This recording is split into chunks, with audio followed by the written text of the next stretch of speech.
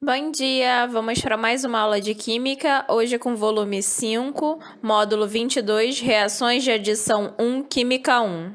Reações de adição. As reações de adição são aquelas em que uma espécie proveniente de uma substância orgânica ou inorgânica se adiciona a uma substância orgânica. Evidentemente, essa adição só será possível se a molécula orgânica tiver espaço em sua estrutura.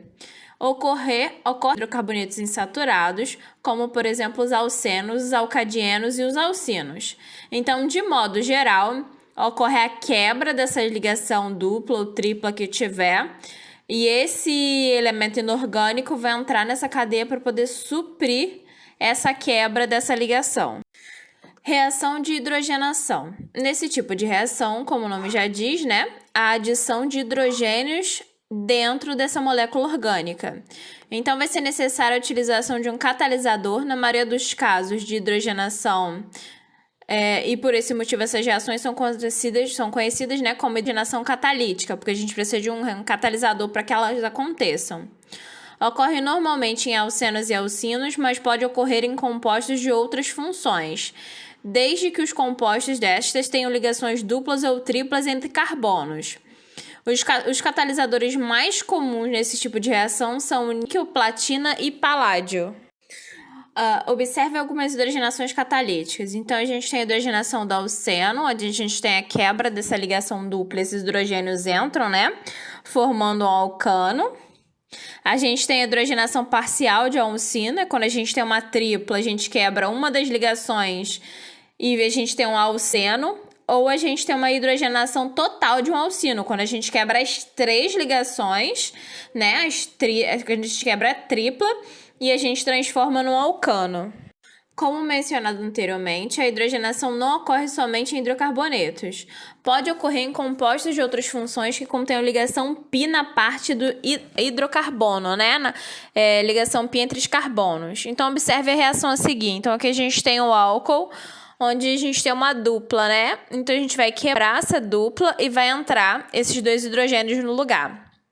Note que, apesar de ser um álcool, o composto sofre hidrogenação, porém na parte do carbono.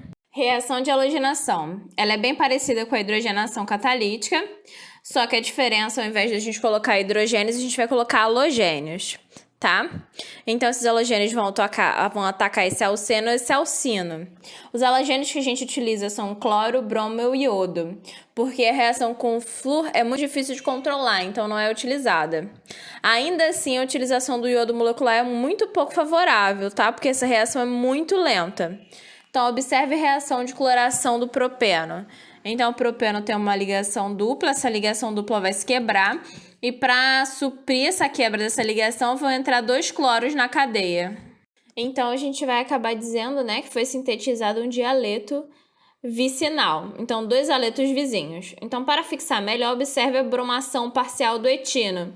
Então, a gente teve a quebra de uma das ligações triplas e entrando o bromo no lugar, transformando-se numa ligação dupla, Então, caso a halogenação continue, serão adicionados mais 2 átomos de halogênio.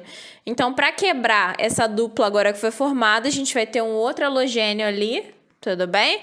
Quebrando e transformando numa ligação simples.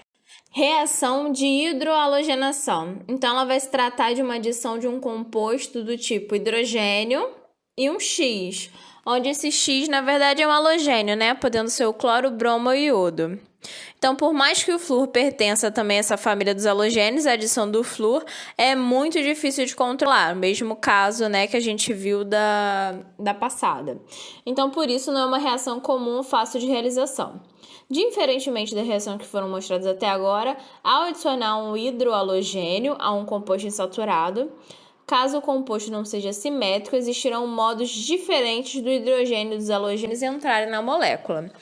Então, para a gente saber qual modo deve-se analisar o caráter negativo ou positivo de cada carbono participante da ligação dupla, considere que o carbono é mais eletronegativo que o hidrogênio.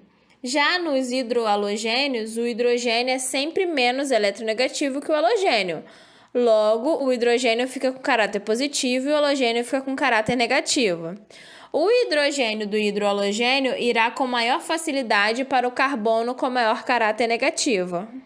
Como o carbono da esquerda está ligado ao hidrogênio, ele fica com caráter negativo, né? Enquanto o carbono da direita, que está ligado a dois hidrogênios, fica com caráter negativo 2. Para não ser preciso fazer uma análise a cada vez que a gente for adicionar um hidroalogênio ou qualquer outro composto, um russo chamado Markovnikov, em 1869, após estudar experimentalmente esse tipo de reação, chegou à conclusão de que, na adição de compostos hidrogenados a hidrocarbonetos insaturados, o hidrogênio é adicionado no carbono mais hidrogenado da insaturação. O que ele quer dizer? Ele quer dizer que o hidrogênio ele entra aonde tiver mais hidrogênio. E o halogênio vai entrar onde tem menos hidrogênio. Reação anti-Markovnikov. Então, dois cientistas perceberam que caso fossem adicionados HBr a um hidrocarboneto insaturado, na presença de peróxidos orgânicos, tá? Mais precisamente o peróxido de terc-butilo ou peróxido de benzoíla, a regra de Markovnikov não era seguida, ou seja, o hidrogênio entrava no carbono menos hidrogenado da insaturação. Então, após os estudos, eles notaram que essa adição não era eletrolítica, mas sim uma adição radicalar, ou seja, via radicais livres. Então, a gente tem aqui, por exemplo, a estrutura do peróxido.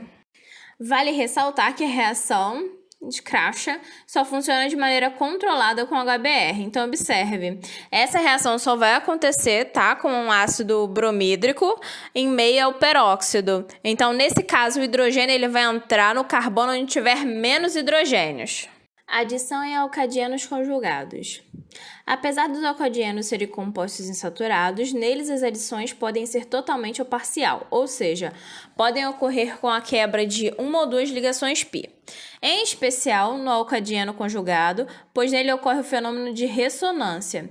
Então, a gente tem aqui o butan 1,3 dieno a seguir, tá? Então, os elétrons π entram em ressonância, fazendo com que a ligação π se reposicione em um lugar em que antes ficava a ligação simples entre os carbonos, deixando dos carbonos com um déficit de elétrons, enquanto o outro par de elétrons π passa a ocupar um dos carbonos, conferindo a este uma carga negativa, deixando o composto apto para um ataque eletrolítico. Observe, então, o que ocorre ao halogenar parcialmente o butan, 1,3 dieno. Então, todas as reações vistas nesse capítulo, ao acontecerem com o alcadieno conjugado, resultaram no mesmo processo de rearranjo da ligação π. Então, a ligação π ela vai se movimentar de local, Consequentemente, os halogênios vão entrar ali naquelas pontas para suprir essa quebra de ligação que ocorreu. Reação de Diels-Alder. Reação importante descoberta por dois químicos alemães ainda antes da Segunda Guerra Mundial, em 1928. Eles desenvolveram com essa reação um método de formação de hidrocarbonetos cíclicos de 6 carbonos. Graças a elas, os dois receberam o Prêmio Nobel da Química em 1950. Então, esse método consiste na reação entre um alcadieno conjugado e um outro composto qualquer que possua ligações duplas entre os carbonos. Então, observe a seguir. O que vai acontecer, Esse alcadieno ele vai sofrer a ressonância e esse elemento vai ter a quebra dessa dupla e vai encaixar. Essas duas cadeias vão se juntar para justamente suprir essa deficiência de elétrons que isso ficou na cadeia. Essa reação sempre produz ciclos, geralmente de 6 carbonos. Então, uma reação muito importante na confecção de ciclanos e ciclenos, pois são compostos mais difíceis de serem encontrados na natureza. Agora vamos aos exercícios. Questão 1. Considere os seguintes hidrocarbonetos. 1, 2, 3 e 4. Aponte quais estruturas são isômeras do ciclo pentano serão capazes de sofrer reação de adição. Então, a primeira coisa é a gente descobrir os isômeros, Então, o composto 1 não é isômero do ciclo pentano, já que possui 6 carbonos. O composto 2 é isômero e possui ligação π entre carbonos, logo ele pode sofrer reação de adição. O composto 3 não é isômero do ciclo pentano e o composto 4 é isômero do ciclo pentano e possui ligação π. Logo, ele pode sofrer reação de adição. Questão 3. Considere a reação mostrada no esquema e responda ao que se pede. Primeira, defina a nomenclatura e o PAC para o reagente e o produto. Então, o reagente, se a gente for olhar, ele tem um total de 3 carbonos, né? E no carbono 2 ele tem um metil, então seria 2-metilpropeno. E o produto, ele tem um total de 3 também, né? Com o bromo e o metil ligados. Então, ficaria 2-bromo, 2-metilpropano. AB. Construa a estrutura do intermediário envolvido na formação desse produto. Então, a gente primeiro tem a quebra, né? Da ligação dupla, onde a gente vai ter esse hidrogênio, né? Adicionado ali. Consequentemente, depois vem o bromo e vai para o outro canto do carbono, tudo bem? Lembrando que o hidrogênio entra no carbono que tiver mais hidrogênios, né? E o bromo onde tiver menos hidrogênios. Então, pessoal, por hoje é só, tá? Eu espero que todos tenham uma boa aula, leiam a apostila, não deixem de fazer os exercícios e, em caso de dúvida, entre em contato comigo. Não esqueçam da nossa aula online, tá? Qualquer dúvida é só falar comigo pela aula online.